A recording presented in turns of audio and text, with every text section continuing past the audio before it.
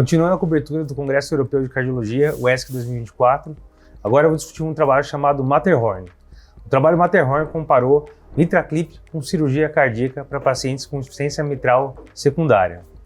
Insuficiência mitral secundária, no cenário da insuficiência cardíaca com fração de ejeção reduzida, é bem comum, cerca de 30% dos pacientes têm isso daí. A gente sabe que cirurgia cardíaca tradicionalmente era indicada nesses casos. O grande problema é que a gente não tem grandes estudos com cirurgia cardíaca, então nas diretrizes acaba entrando uma recomendação 2B. Nos últimos anos, a gente tem vários trabalhos com MitraClip, o COAPT, agora nesse congresso Reshape, mostrando que o MitraClip poderia ser uma opção interessante para paciente com insuficiência mitral secundária com insuficiência cardíaca com fração de ejeção reduzida. O grande problema é que esses estudos não compararam com cirurgia, compararam com placebo e mostraram resultados interessantes. Você pode ver a discussão do estudo Reshape. Esse estudo, então, vai tentar comparar MitraClip não com placebo, mas com a cirurgia cardíaca. Por que esse estudo é importante? No cenário da insuficiência mitral primária, a gente já teve um estudo chamado Everest 2, que comparou MitraClip com cirurgia cardíaca e mostrou que cirurgia cardíaca foi melhor nesse cenário. Então, a gente precisava ver realmente como iria ser cirurgia cardíaca contra MitraClip no cenário de insuficiência mitral secundária.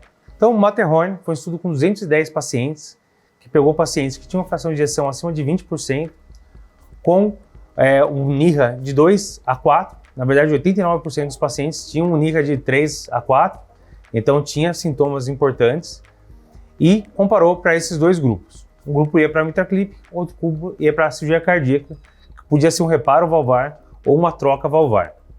O desfecho primário era composto de morte e hospitalização por IC, AVC, reintervenção ou implante de device. E o resultado foi não inferior. Então, era esse o objetivo do estudo, mostrou que MitraClip foi não inferior à cirurgia cardíaca. Quando a gente vai ver o desfecho primário de segurança, aí a gente teve muito menos desfecho com MitraClip. Foi 14% contra 54% no grupo cirurgia. Por que teve tanto mais no grupo cirurgia? Eles tiveram muito mais sangramento, muito mais reintervenção e muito mais fibrilação atrial. Então, nesse cenário, que isso era em um mês depois da cirurgia, a gente teve muito mais evento com a cirurgia cardíaca com o MitraClip. Por outro lado, quando a gente foi ver insuficiência mitral grau 3 ou 4 em um ano depois da cirurgia ou do implante de MitraClip, a gente teve cerca de 8,9% dos pacientes no grupo MitraClip que tiveram uma insuficiência mitral 3 a 4, enquanto no grupo cirurgia teve 1,5% somente. Então a gente teve mais paciente no grupo MitraClip que ficou com insuficiência mitral residual 3 a 4 em 12 meses depois do procedimento. Então, estudo interessante, primeira vez que a gente tem um estudo randomizado comparando aí cirurgia com MitraClip nesse cenário de insuficiência mitral secundária. Mostrou sim que o MitraClip é não inferior, então pode ser uma boa opção. A gente tem que lembrar então que vai ter mais eventos, geralmente você espera mais eventos, né, a curto prazo, nesses primeiros 30 dias depois da cirurgia, mais sangramento, mais FA, mais reintervenção, mas a longo prazo parece que a cirurgia vai um pouco melhor, mas tem uma incidência menor de recorrência de insuficiência mitral a longo prazo.